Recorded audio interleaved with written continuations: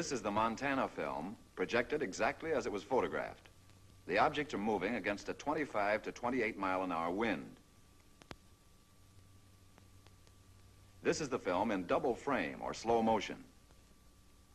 A slight bounce in the movement of the objects as well as the tower is perceptible. This is due to the handheld camera. The film, analyzed frame by frame, shows the movement of the objects to be horizontal and steady. We will now vary the action and size of the objects and also stop the action from time to time for your study. We have just made a jump cut in the film to an enlarged size and reversed the action.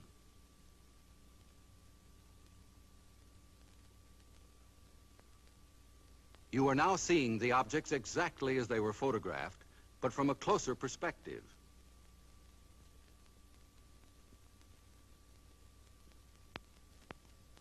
Analysis reveals that the objects are not balloons, nor any kind of known aircraft. The images are very different from those produced by any kind of birds at any distance. The shape, brightness, speed, rectilinear path, steady motion, and separation rule out various forms of optical atmospheric mirages or cloud reflections. Comprehensive analysis has eliminated meteors and other known natural phenomena. The possibility of airplane reflection has been carefully studied and ruled out. This is the Utah film as it was originally photographed. The image structure and maneuvers definitely eliminate any kind of known aircraft. This is where Chief Photographer Newhouse, in his excitement, changed exposure. He believed that by changing density and giving the film more contrast, he could clarify the objects. The single object that reversed its course. The bounce is due to handheld camera. Now we study the action of one section of the film. We stop the action. We move in. Within a 5-mile range, aircraft could be determined. In excess of 5 miles, the speeds are greater than aircraft can achieve, except in straight-line speed runs. The movement here follows an elliptical or circular pattern. Microscopic examination reveals that the objects are well focused.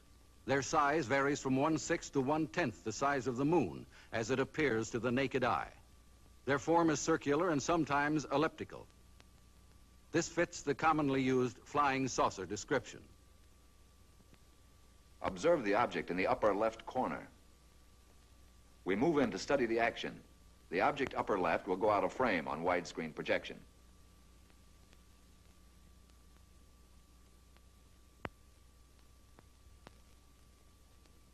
Observe the motion of the two objects upper right as we rock them back and forth.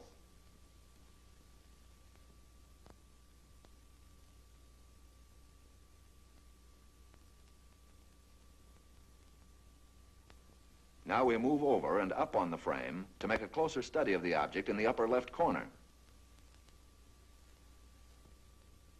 Examine this object closely. Compare it with those objects you saw in the Montana film. These films were taken approximately 2 years apart, hundreds of miles apart.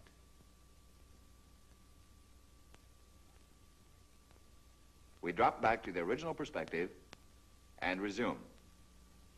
Now the section of the film where photographer Newhouse changed exposure. Weather conditions, together with the persistence and motion of the formations, eliminate the possibility of atmospheric mirages.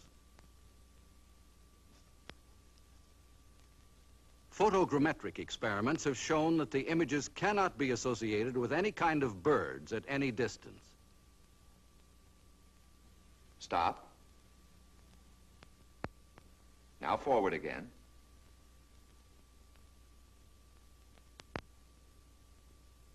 Stop.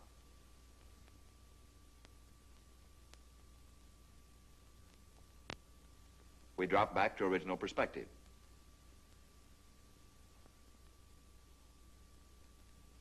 Now, once again, and for the last time, the Utah film.